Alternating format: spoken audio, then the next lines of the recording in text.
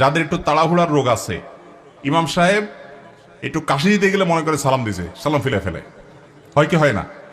কিছু লোক আছে দেখবেন ট্রেনের মধ্যে একটু তাড়াতাড়ি যাওয়া দরকার, তো এদিকে জোর করে বগির মাথা মাথা হাঁটে, কেন? তার তাড়াতাড়ি যাওয়া দরকার। সে বেশি জোরে হাঁটলে কি ট্রেন তাড়াতাড়ি চলবে, আগে পৌঁছাবে? কিন্তু সে চেষ্টা করে। তো আপনি যতই হুলস্থুল করেন, ইমামের আগে তো নামাজ শেষ করতে পারবেন না।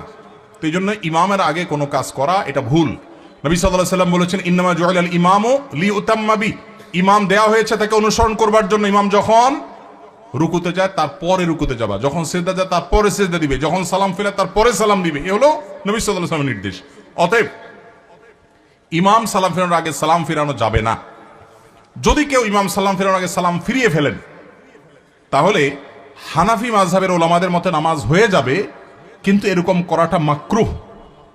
আর অন্য অনেক ইমামদের মতে নামাজই হবে না, কারণ ইমামরা আনুগত্য করা ওয়াজিব।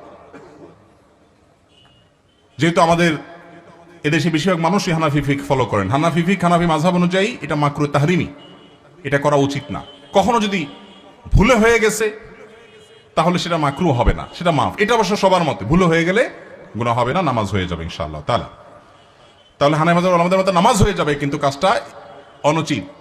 আর যদি একান্ত অসতর্কতাবশত হয়ে যায় তাহলে সেটা মাফ, কোনো অসুবিধা নেই, নামাজ তো সর্বাবস্থায় হবে। ওয়াকফকৃত না হলে মসজিদে জুমার নামাজ পড়া যাবে কিনা? যদি কোনো মসজিদে ওয়াকফ করা হয়নি, টেম্পোরারি মসজিদ, অন্য কারোর জায়গায় নামাজ পড়া হচ্ছে, তিনি অনুমতি দিয়েছেন, জুমা হবে। ওয়াকফ করা জুমা হওয়ার জন্য শর্ত না, মসজিদের মর্যাদা পাওয়ার জন্য ওয়াকফ করা শর্ত। ইতিকাফের জন্য মসজিদের মর্যাদা পাওয়া শর্ত, ওয়াকফ করা শর্ত। কিন্তু জুমা টেম্পোরারি কোনো জায়গায় কেউ ভাড়া দিয়েছেন বা অনুমতি দিয়েছেন, বা আপনার কোনো ফ্ল্যাটে মসজিদে কোনো বিশেষ পরিস্থিতিতে যাওয়ার পরিবেশ নাই, অথবা বিদেশে মসজিদ দূরে কোনো শহরে মসজিদ নাই, তখন যে কোনো জায়গায় ওই জায়গার মালিকের অনুমতি থাকলে, বাধা না থাকলে সেখানে জামাতে জুমা নামাজ। দোয়া কবুল হওয়ার জন্য মহান আল্লাহ তাআলার কাছে কিভাবে দোয়া করতে হবে? দোয়া কবুল হওয়ার জন্য প্রথম শর্ত হলো হালাল উপার্জন থাকা। হারাম উপার্জনকারী ব্যক্তির দোয়া কবুল হয় না।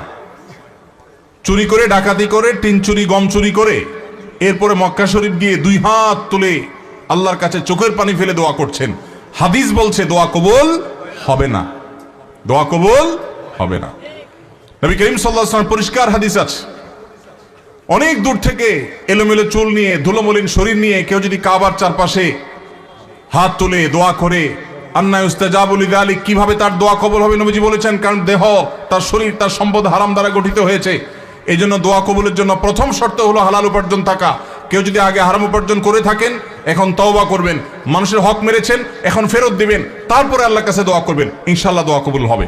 দোয়া কবুলের দ্বিতীয় শর্ত হলো অন্তরের অন্তঃস্থল থেকে কায়মনোবাক্যে দোয়া করবেন, অন্য মনস্ক হয়ে না, দায় সারা ভাবে না, মনোযোগ দিয়ে দোয়া করবেন।